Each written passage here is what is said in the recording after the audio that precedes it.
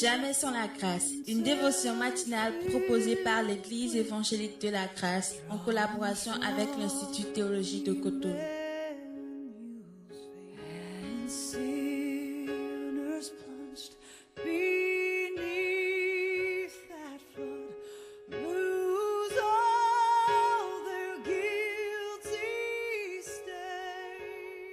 Bonjour chers amis, bienvenue dans cette nouvelle journée, dans cette nouvelle dévotion, que Dieu vous bénisse. Cette dévotion que vous êtes en train de suivre, c'est un enregistrement, parce que cette semaine, depuis mercredi passé, Dieu nous a fait la grâce d'entreprendre un voyage missionnaire, donc un enregistrement avant notre départ, sinon à l'heure où vous nous écoutez, nous sommes à Pointe-Noire, dans le but de visiter nos étudiants par correspondance au niveau de notre institut théologique, qui sont là-bas et par la même occasion, passer du temps avec l'église, les frères et sœurs là-bas. Donc, merci de prier pour nous.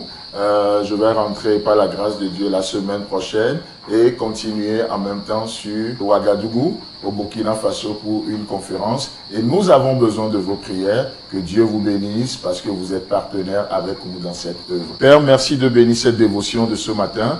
Au nom de ton Fils Jésus-Christ. Amen. Donc, hier, nous avions vu le verset 24 de ce passage, 1 Roi chapitre 3, où ces deux femmes sont devant le roi Salomon. Et qu'est-ce qu'il a fait? Salomon n'a pas fait appel aux sages du village. Salomon n'a pas fait appel au numéro des marabouts. Salomon n'a pas fait appel à autre chose que la parole de Dieu. Cette parole qui amène de précision dans nos jugements, dans notre manière de voir les choses. Et nous allons reprendre un peu, on va continuer simplement à partir du verset 24 jusqu'au verset 26 où il est dit: Puis il ajouta, apportez-moi une épée. Et l'on apporta une épée devant le roi. Et le roi dit, coupez en deux l'enfant qui vit et donnez-en la moitié à l'une et la moitié à l'autre. Alors, la femme dont le fils était vivant sentit ses entrailles s'émouvoir pour son fils. Et elle s'écria au roi, ah, mon Seigneur, donnez-lui l'enfant qui vit et ne le faites point mourir. Mais l'autre dit, il ne sera ni à moi ni à toi. Coupez-le. J'ai même de la peine à dire amen devant cette attitude bizarre de cette femme. Vous savez quoi? Ça, c'est beau de voir que Salomon a apporté l'épée. Et à chaque fois que l'épée est apportée, l'épée fait une chose. L'épée nous aide à dissocier le vrai du faux. L'épée nous amène à discerner les choses comme Dieu les voit, à voir les choses comme Dieu les voit. Alors que la situation était tellement confuse et Salomon a amené l'épée, vous savez, l'intention première, la vraie intention de Salomon n'était pas de tuer l'enfant, mais c'était juste le test pour détecter quelle est la vraie mère et par déduction quelle est la fausse mère. Et lorsque l'épée est manifestée, lorsque l'épée est apportée, la vraie mère est vue. La vraie mère est vue. La vraie mère ne pouvait pas accepter la division. Elle dit non, ne partagez pas l'enfant. Ne la partagez pas. La vraie mère est capable de se donner pour conserver l'unité de l'esprit, l'unité de la foi. Il y a des gens qui œuvrent tellement pour la division aujourd'hui, la division des familles, la division de l'église, la division des amitiés, la division et encore la division. Mais la vraie mère ne peut pas supporter la division. Elle dit au roi, s'il vous plaît, ne tuez pas l'enfant, ne partagez pas l'enfant, donnez-lui l'enfant. Et qu'est-ce que la fausse mère va dire? Tuez l'enfant, il ne sera ni à moi ni à toi.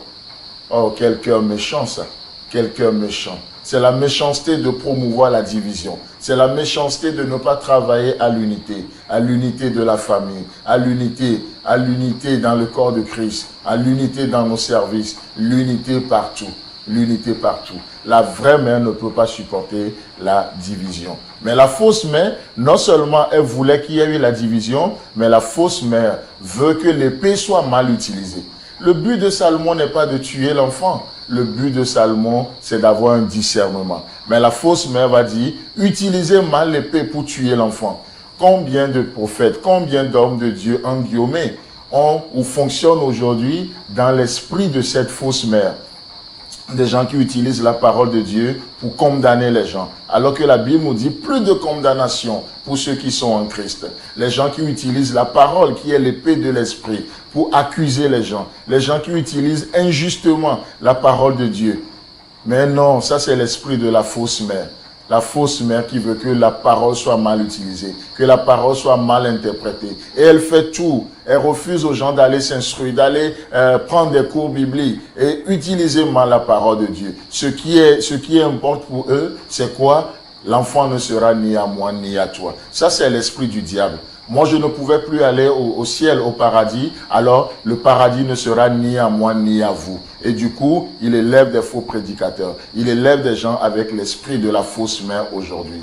Mes amis, nous avons la parole de Dieu qui nous amène à une chose, à travailler à l'unité, l'unité dans nos familles, l'unité dans le boulot, l'unité dans le corps de Christ, l'unité partout.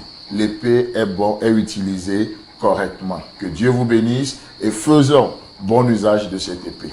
Amen.